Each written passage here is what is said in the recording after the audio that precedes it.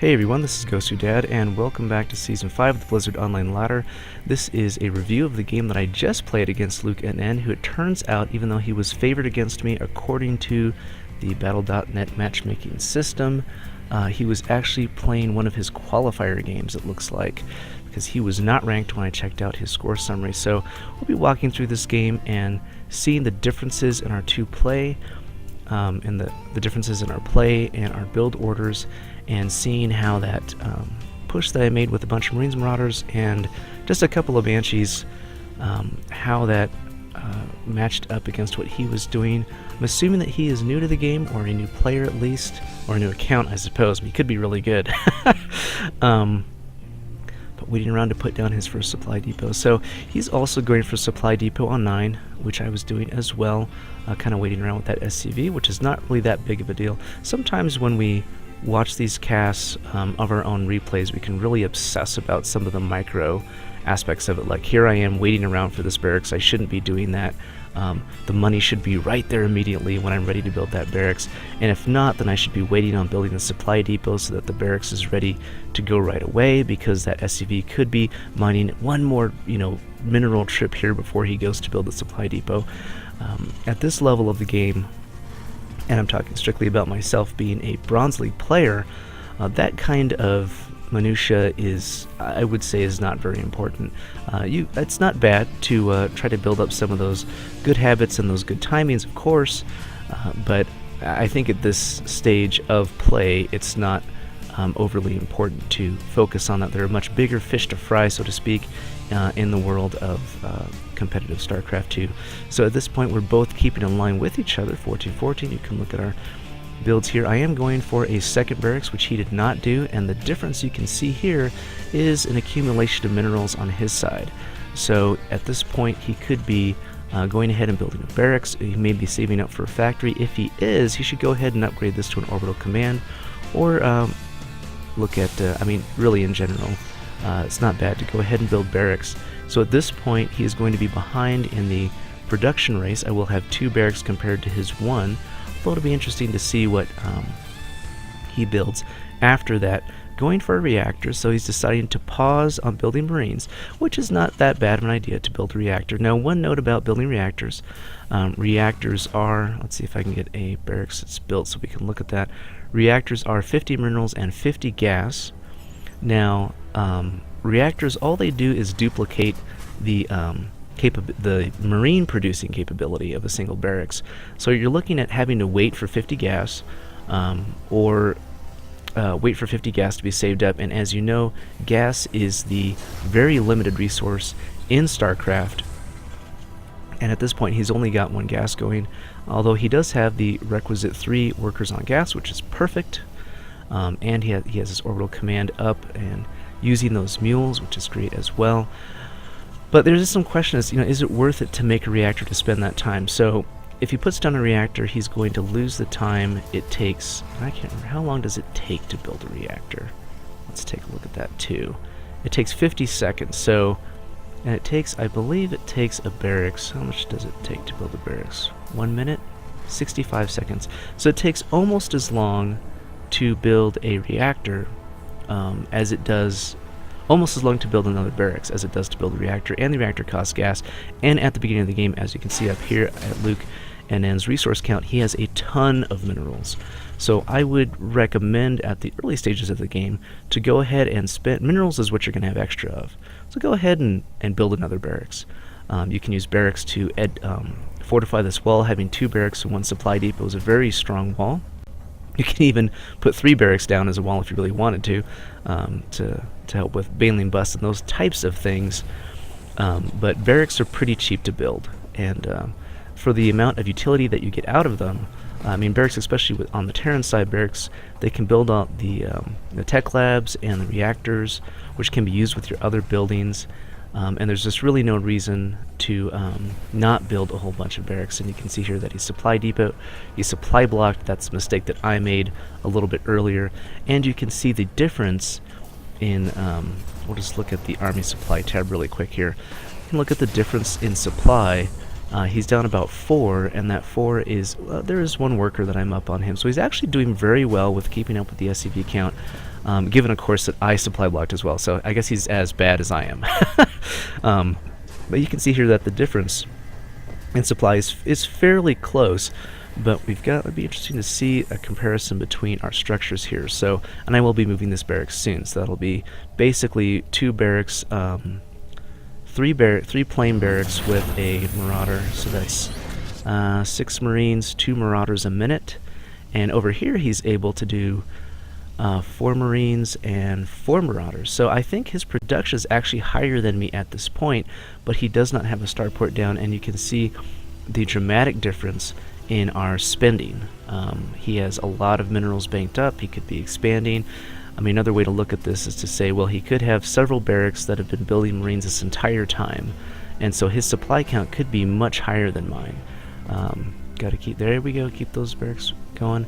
Could be building a tank. I think he did have a tank by the time I arrived, which was very good, and I think he even had siege tech researched. So siege tech is on its way at this point. This is 8 minutes into the game. So I typically view my play as being slow. So by the 8-minute mark, and let's just give a pause real quick. Both of us have been on one base. Let's check out the supply here. You can build about 3 workers a minute, and if you take a break for that orbital command, there's not a thing here to tell me how long it takes to upgrade to an orbital command. I think it's a minute. So three workers a minute. So you start off with 6. By minute 8, we take off a minute there, so that's 7:42. We should have built, if we weren't ever supply blocked, about, what, I don't know, 24 or so SCVs. So we should be up to a worker supply of 30. That's kind of your goal, is to keep those workers building at a constant rate, not supply blocking yourself, etc. And we can see here that there is a difference in just this small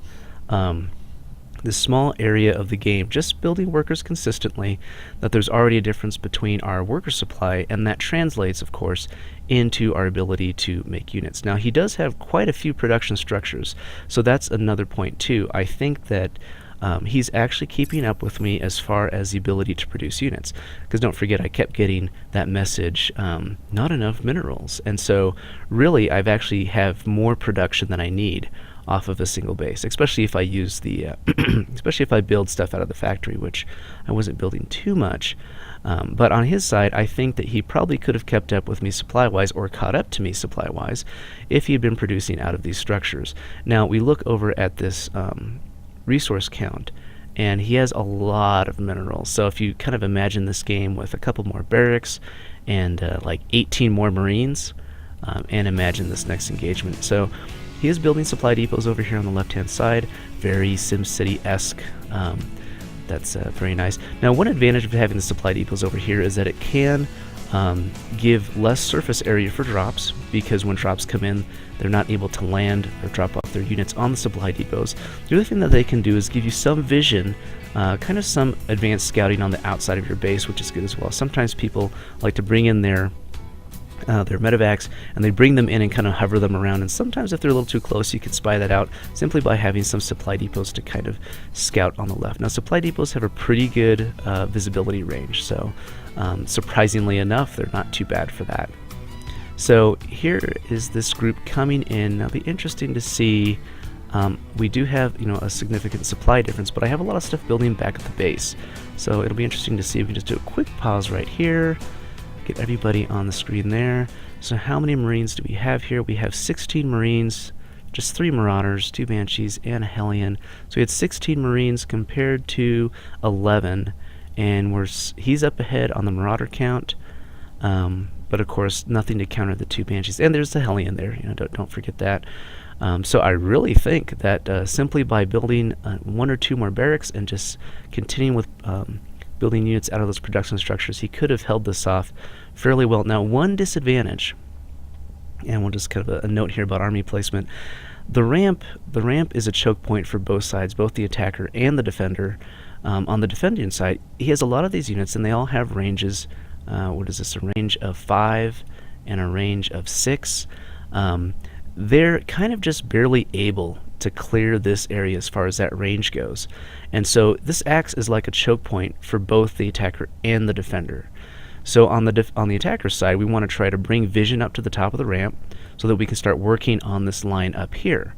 But on the defender side, you'll notice that he doesn't have a lot of area, especially with this barracks here, to attack things that are on the ramp. This is kind of his main area for putting units, and we'll see that in action as the battle progresses. So I'm at actually a very big advantage by having, one of the defender advantages is that the attacker won't have visibility up to this top ridge line until they're at the top of the ramp. But these Banshees give me that visibility even if the units aren't at the top. So you see my units are actually at the bottom of the ramp. They would not have vision whatsoever. I'll give a quick pause right there. They would not have vision whatsoever to the top if it were not for these Banshees. So these Banshees actually provide a Banshee or a medevac or even a scan negates one of the defender advantages in an entrance ramp battle. Now you notice that a bunch of his units, as a bunch of them died, so his units have come in to reinforce, but we'll just go back real quick and take a look at this. A bunch of his units in the back were in the back. They were not able to attack. And actually that's interesting because his Marauders are actually pushing the Marines forward. So there's a bunch of units, kind of taking turns in the back but are not able to participate in the battle. Now if he, see an excellent move there, see that's awesome. That is like dynamically looking at things, dynamically adjusting his army control on the fly. Now admittedly he just had Marauders and they were getting hit by the Banshees, but had he moved that group back, now admittedly this tank just kind of came out or whatever soon, I think that's an interesting example. He did quite a bit of damage once he backed up. I actually lost quite a few Marines there, only have one Marauder left. These Banshees haven't sustained any damage, which that's kind of interesting too. So you can see that just by pulling back, he was able to do more damage than he was before. So in some ways, I think if he had pulled his army back kind of, I don't know, about maybe to this range right here, then he would have been able to attack the units that are stuck at the top of this ramp. Now he wouldn't be able to attack the Banshees, of course, but of course had my Banshees moved over this area, his Marines could have taken them down, I think, fairly quickly. So in some sense, even though the game looked like it was just, a Rothel stomp or whatever, I think with just some slight differences in that particular battle, that result could have been completely different. And if you look at the resources tab, we both have a similar amount banked up. He's got more than I do, but of course I do have an expansion that's on the way. Our production structures are actually fairly similar. So he's actually doing very well for a person qualifying, just playing a few games in StarCraft 2. So LukeNN, stick it in there, keep playing, and don't forget you were favored to me. So I'm probably trying to give advice to a Gold League player. So alright, well, GosuDad signing out, and we'll see you guys next time. Say Gigi. Say Gigi. Oh, you're tickling me. Oh, no. Hey.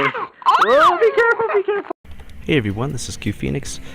Oh my goodness.